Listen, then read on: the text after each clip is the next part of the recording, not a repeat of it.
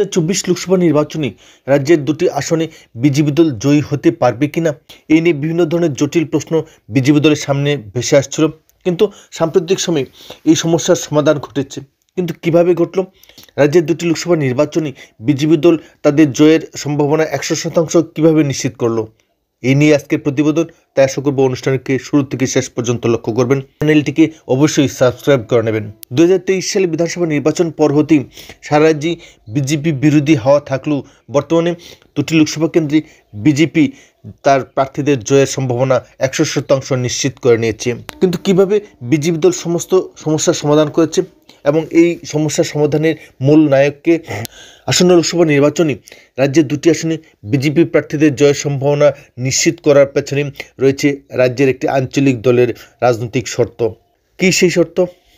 এই শর্ত কি বিজেপি দল মেনে নিয়েছে? এই শর্তের মধ্যে কি গ্রেটার তেপরিলিন ইস্যু রয়েছে নাকি অন্য রাজনৈতিক ইস্যু? এই নিয়ে বিজেপি দলের তরফ থেকে স্পষ্ট কিছু না প্রকাশ করা হলেও রাজ্যের সর্ববৃহৎ আঞ্চলিক দল তথা প্রধান বিরোধী দল তিপ্রামত দলের সঙ্গে বিজেপি দলের হাইকমান্ডের গুরুত্বপূর্ণ আলোচনা সংঘটিত হয়েছে।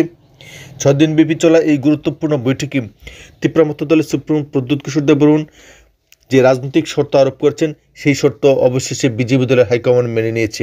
এই রাজনৈতিক চুক্তির প্রধান শর্তই হলো এডিসির হাতে সরাসরি অর্থ প্রদান, সেই সঙ্গে রাজ্যের বিজেপি আইপিএফটি জোট মন্ত্রিসভায় তিপ্রামত দলের অংশগ্রহণ এবং 3 জন মন্ত্রী পদ স্বীকার করে নেওয়া। যদি বিজেপি দলের তরফ থেকে এডিসির হাতে সরাসরি অর্থ প্রদানের ক্ষেত্রে কোনো ধরনের দ্বিধা থাকার কথা নয়, কিন্তু মন্ত্রিসভায় 3 জন মন্ত্রীর অন্তর্ভুক্তি নিয়ে এখনও কিছু জটিলতা রয়ে গেছে বলে মনে করা হচ্ছে এবং শীঘ্রই সেই সমস্যার সমাধান হবে এবং আগামী কিছুদিনের মধ্যেই বিজেপি আইপিএফটি জোট মন্ত্রিসভায় তিপ্রামত দলের অংশগ্রহণ নিশ্চিত হতে যাচ্ছে।